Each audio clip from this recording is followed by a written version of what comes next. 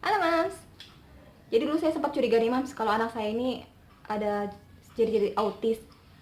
Karena saya sadar anak saya speak delay itu tetap bicara umur 2 atau 5 bulan dan dia cuma mengucapkan dua kata yaitu ake atau ene.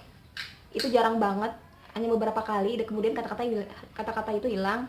Dan setiap di rumah itu anak saya sama sekali nggak mau mengikuti ucapan saya, diem aja. Tapi kalau main sama temennya, dia tuh ngoceh bahasa balita, bahasa tata tata atau nana nana seperti itu. Kemudian kalau lagi di rumah itu kalau minta sesuatu seringnya tuh nangis, terus tarik-tarik baju saya, tarik-tarik tangan. Terus saya bilang, apa kamu, apa, tunjuk. Terus dia juga kadang-kadang nggak mau menunjuk. Yang berikutnya kalau anak saya ini diajak saya panggil namanya, itu jarang banget nengok. Dia tuh asik dengan sekitarnya, kadang-kadang asik sama mainan sampai kak, dia kadang-kadang cuek aja gini, kadang-kadang nggak nengok, kadang-kadang nengok cuma begini, terus kemudian dia buang muka lagi. Saya bingung, bener-bener panik, ini anak kenapa ya, ya ampun. Dan parahnya saya sadar anak saya telat ngomong tuh udah umur 2 atau 5 bulan. Dan kondisi saya emang lagi hamil, lagi sibuk di rumah. Ini juga jadi alasan ya Mams ya, itu emang saya lalai, jarang ngajak anak saya bicara, jadinya anak saya speak delay. Oke, lanjut aja Mams ya. Jadi sebelum saya memutuskan untuk pergi ke dokter anak, saya cari-cari dulu nih Mams artikel di Google, ciri-ciri yang terdapat sama anak saya tuh ada nggak nih di Google. Kebetulan ketemu dan saya ngemes banget, saya baca artikel tentang ciri-ciri anak autis. Dan itu kok ya ampun, nih hampir semuanya bener sama kayak anak saya. Dipanggil jarang nengok, terus nunjuk juga jarang, kemudian kalau suka mainan tuh itu aja. Kemudian kalau ada mainan misalkan mobil atau motor suka dibalikin, diputar-putar berulang-ulang seperti itu. Ya ampun, saya benar-benar jujur Mams, lemes banget anak saya, ya ampun. Ya saya bener gimana ya Mas, kalau tahu anak kita tuh ya ampun, itu benar-benar beban banget. Akhirnya saya sama suami, ayo ya kita ke dokter yuk, saya benar-benar khawatir banget. Akhirnya saya sama suami sama bawa anak saya ini ke dokter anak. Kebetulan saya mengajak anak saya ini sampai ke dua dokter anak ya Mams ya, ke dua rumah sakit yang berbeda, bukan apa-apa. Jadi karena saya dulu sama suami mikirnya anak pertama ya Mams ya, apalagi belum bisa bicara, apapun kita lakukan yang terbaik deh buat si anak, yang penting si anak bisa bicara. Akhirnya kita ke dokter anak nih, diperiksa, terus anak saya diajak bicara. Mata anak saya ini ngeliat si mata dokter, terus si dokter itu mengeluarkan kertas gambar. Anak saya disuruh gini, ayo sini kak, ini naga bola mana, terus anak saya tunjuk, payung mana, sepeda mana, motor mana, mobil mana. Nah, anak saya pas ditanya si dokter itu, dia nunjuk. Kemudian setelah lembarannya, gambarnya sudah ditunjuk semuanya dengan benar, anak saya kembali ke belakang saya. Dia kan malu-malu kalau ada orang baru ya. Terus setiap ditanya sama si dokter, dia nunduk gini terus ngeliat mata si dokter. Nah, dari kedua dokter tersebut, jadi kita udah konsultasi nih kedua dokter anak nih Mams. Kemudian hasilnya tuh benar-benar melegakan nih Mams ya. Saya tanya, dok ini anak saya nih kenapa gitu kan. Terus kata si dokter, ini anak ibu nggak ada masalah pendengaran. Saya panggil namanya, dia nengok. Kemudian saya suruh dia tunjuk, saya suruh nih gambar apa, anak ibu benar nunjuk gambar. Ini anak ibu cuman fokusnya itu hilang, fokusnya benar-benar gak bagus. Jadi informasi yang akan saya sampaikan ini berdasarkan dari informasi dari dokter anak dan beberapa artikel di Google ya Mams ya. Jadi saya nggak mau menyebarkan berita asal aja tanpa sumber yang jelas. Jadi ciri-ciri anak autis itu, yang pertama nih Mams ya, kalau kita panggil dia nggak nengok. Yang kedua, kalau kita ajak ngomong si anak, mata si anak itu nggak melihat mata kita, atau kadang-kadang melihat kemudian jarang fokus. Pokoknya kalau kita ajak ngomong nih anak nih, kok kadang-kadang lihat mata kita, kadang-kadang dia melihat ke arah lain, nggak fokus gitu ya Mas ya.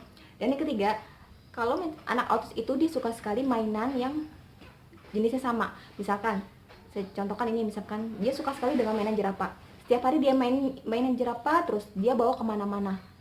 Dia nggak mau ganti-ganti mainan. Seperti itu ya Mas. Jadi kalau anak autis itu, dia nggak pernah ganti-ganti mainan, dia selalu bawa mainan yang dia suka untuk kemana-mana. Kemudian yang keempat, anak autis itu kalau misalkan ada teman sebayanya yang lagi bermain, dia tidak mau berbaur dengan temannya, dia asik dengan mainan sendiri. Dia benar-benar nggak mau bergabung, dia nggak mau mencoba untuk bersosialisasi dengan temannya, dia nggak mau untuk mencoba bermain ya Mams. Ciri anak autis itu Mams, dia tuh nggak mau menunjuk. Kita suruh dia menunjuk, dia nggak mau atau nggak bisa. Kita suruh melambai, dia nggak bisa. Memang saya sangat-sangat menyarankan, ada baiknya Mams mengajak si anak untuk konsultasi ke dokter anak. Kalau misalkan anak Mams dipanggil belum menengok, terus dia asik main sendiri, nggak mau bersosialisasi sama temennya, nggak mau bermain sama temennya, terus kalau diajak ngomong dia diem aja, saya sangat-sangat khawatir. eh Mungkin ya Mams ya, bisa jadi anak Mams tuh ada masalah pendengaran, atau ciri-ciri itu sama yang saya sebutkan tadi. Takutnya anak Mams ada apa-apa gitu, atau mengalami autis. Jadi gini Mams, saya pernah dengar ada kasus gini. Jadi ibu ini anaknya 1 tahun, 1 tahun setengah. Dia tuh kalau dipanggil nggak nengok.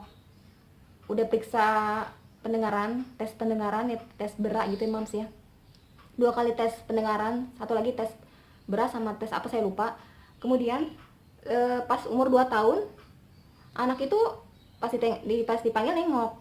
Nah jadi hasil tes pendengarannya itu anaknya baik-baik aja, pendengarannya baik, nggak ada masalah sama pendengaran. Jadi intinya kalau anak Mams itu dipanggil belum nengok, belum tentu anak itu autis, atau belum tentu anak itu ada masalah pendengaran. Ataupun sebaliknya Mams nih, kalau Mams anaknya dipanggil belum nengok, bisa jadi fokusnya itu masih kurang karena dia masih berpengaruh sama gadget, kebanyakan nonton TV atau kebanyakan lihat video YouTube seperti anak saya ini. Anak saya fokusnya hancur gara-gara saya sering kasih dia lihat video di YouTube. Jadi kalau saya panggil nggak nengok, dia asik sama dunia sendiri. Saya suruh tunjuk-tunjuk juga dia kadang di rumah nggak mau nunjuk. Gini ya Mams, menurut saya ada baiknya memang kalau anak Mams itu dibawa ke dokter anak untuk memeriksakan kenapa anak kita sampai sekarang belum bisa bicara, dipanggil diem aja, terus nggak ada perkembangan apa-apa, bicara juga susah. Mams sebaiknya itu ke dokter anak. Tapi kalau Mams nggak mau ke dokter anak juga nggak apa-apa, asalkan Mams benar-benar yakin anak kita baik-baik aja, nggak ada masalah pendengaran, nggak ada kelainan otak, berarti dia tidak mengalami autis atau mengalami masalah apa-apa dalam tubuhnya, sarafnya. Mengetes anak kita ada masalah pendengaran atau tidak, ini saran dari dokter anak. Mams bisa seperti ini, pas Mams deket di samping si anak, Mams bisa seperti ini di kuping si anak, tapi jangan sampai tangan kita kelihatan ya. Kadang-kadang kalau kita begini kan anak-anak lihat tangan kita begini di belakang anak Mams nengok apa enggak, atau Mams bisik-bisik ke telinganya, panggil namanya, atau Mams jatuhkan benda tanpa dia lihat bendanya ya. Mams jatuhkan ke sampingnya, kita lihat respon si anak menoleh atau enggak. Kalau cara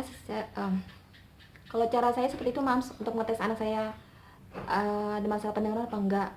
Karena dulu jujur aja saya tuh ngajak suami saya gini, ya ayo kita ke ini yuk, tes si kakak nih, tes pendengaran. Terus kata suami saya, ngapain gini ke tes pendengaran, anak kita kan nggak budek gitu kan. Pas ke dokter anak juga si dokter bilang anak ibu nggak ada masalah pendengaran kok. Saya panggil dia nengok, terus ada benda jatuh, dia langsung nyari benda yang jatuh tersebut.